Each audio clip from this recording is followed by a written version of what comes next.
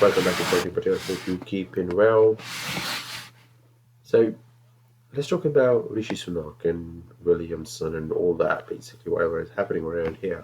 In the beginning, Rishi Sunak didn't intend to attend court meeting, as we know. But then Boris Johnson managed to convince him otherwise. And he was rushed out of the meeting as though someone set London on fire. I don't know, was Williamson linked to it? Who knows? And frankly, really, who cares? Rishi Sunak said Britain's economy will not recover from inflation recession unless the war in Ukraine ends. But British participation in that war was non-existent. Is it because the UK does not have its own ship to sail that it starts putting its nose into someone else's business where it doesn't belong? Putting the nose in someone else's business doesn't serve a purpose. We saw it when the UK went to Iraq for none of its business. And we see it today when it goes to Ukraine's and Russia's business for no reason whatsoever. This has nothing to do with us. But we keep making the same mistakes over and over again, expect the result to be different time after time.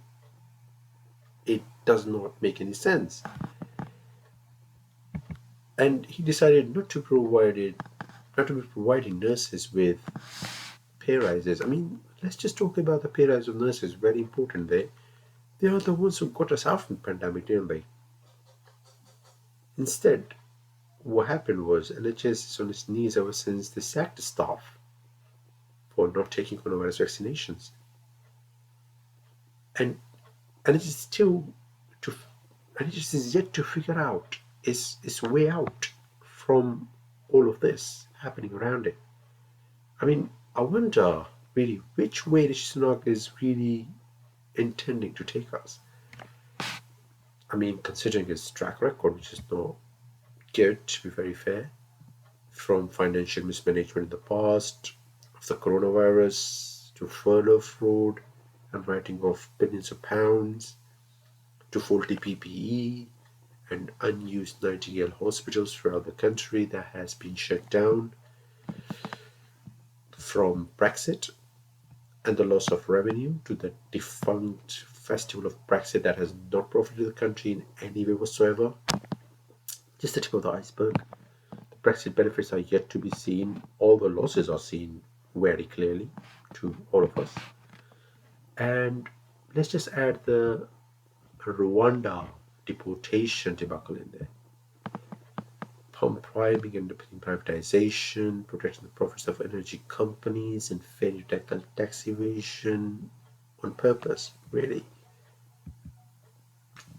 Sunak's stint as Chancellor is not a glowing endorsement of his ability to do the job. He's yet another Tory Prime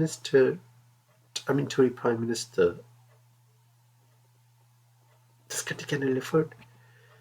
There's no such thing as a black hole in government finances. It's just a term that they have made up overnight, sort of trying to justify austerity and the iniquity of their fiscal policies, whilst ignoring the endemic results of wasting of money that they've actually done over and over and over in a period of time, and running down public services with poor of us getting worse and off.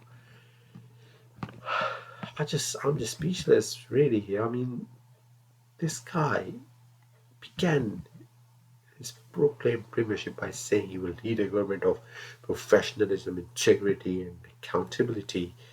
But when it comes to professionalism, as a result of Sudan government's divisive inflammatory language against refugees seeking asylum, she since sparked hatred with her reappointment 6 days after she resigned for security breaches. He failed to regain control of English borders, but flew a Chinook helicopter to a processing centre instead. She could have taken the train or better still stayed at home alone and saved taxpayers some serious amount there, to be very fair, considering it would be worth it. A week ago it's been said that the hate speech that she incites with might inspire the far right. And despite this, she hasn't reversed the course, to be fair.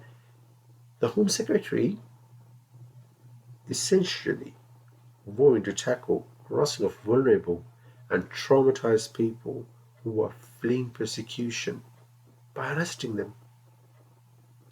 We have to bear in mind that in terms of the number of asylum applications per head of population, the UK at the moment ranks 18th highest in Europe, which is very low. The boss of a big few firms have warned of an initial market collapse that is unlike anything ever experienced before. And then there was Williamson, obviously. He was reappointed and defended in public for as long as he could, and he resigned after vowing to pursue a futile search for justice. The jungle would have been a better place for him to join with Matt Hancock, I believe, instead of this Tories government. Anyway, Rishi Sunak, about his integrity, again, he's failed. He avoided answering simplest questions relating to the annual dividends and millions of pounds in profit his wife is receiving from Infosys, which still has interest in Russia. Despite the UK immense sanctions on Russia, that is. I mean, we'll push the couple further up the rich list, obviously. I guess you'd be happy with that. No matter what happens to the poor, to be honest. But he's also not done anything about an ethics advisor or raises the ministerial code after Polish strategies one advantage. Let's talk about accountability now. Rishi Sunak. He's already failed over there as well, to be fair. In austerity, he has partnered up with Jeremy Hunt.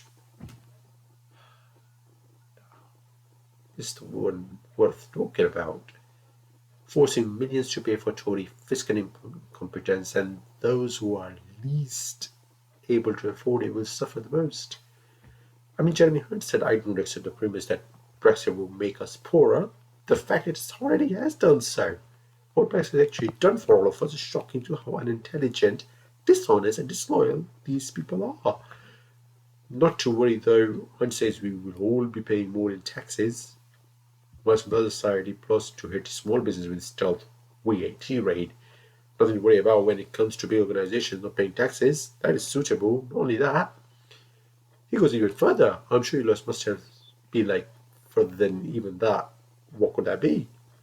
The richest will make larger sacrifices. I mean, hang on a minute. Highest inflation, lowest wages ever experienced for 70 odd years, biggest recession in the history of the UK. I mean, am I in the UK as well, or is he an alien? I don't know. I'm sort of confused here because the healthiest will make enormous sacrifices. To be fair, by bringing pressure double the volume than they had earlier by really not recruiting any more personnel or staff, was underpinning the very staff striving for them thanks to immense rises in bills and inflation. I mean, I sincerely cry for such sacrifices days and nights. It is worth noting, however, that both the Conservative and Labour parties are trying to ignore the fact that Brexit has only made us worse off. How will they rectify the damage Brexit has caused this country if they deny acknowledging that it's the easiest perceptible deterioration? I mean, they don't even accept the fact that it's damaged the country.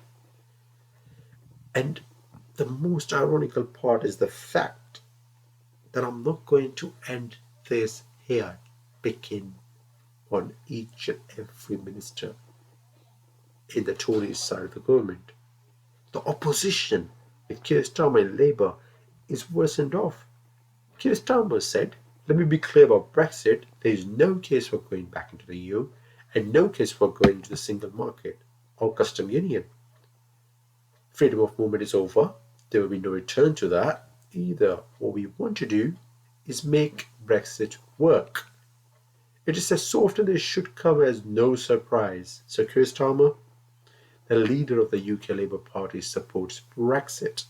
The Tories or Labour can only form the UK government under our first past the post system. So there is only one choice to make in the general election: Brexit or Brexit.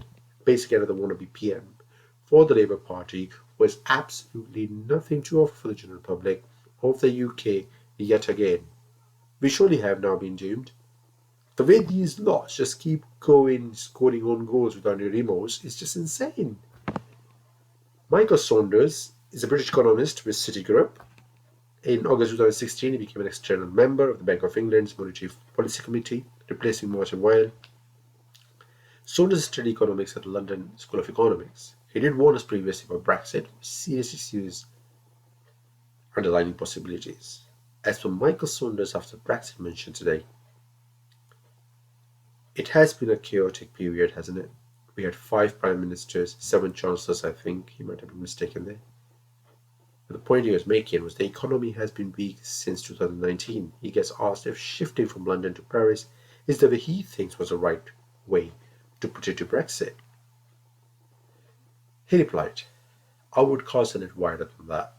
The UK economy as a whole has been permanently damaged by Brexit.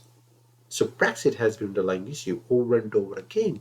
Yet we seem to avoid it in all circumstances.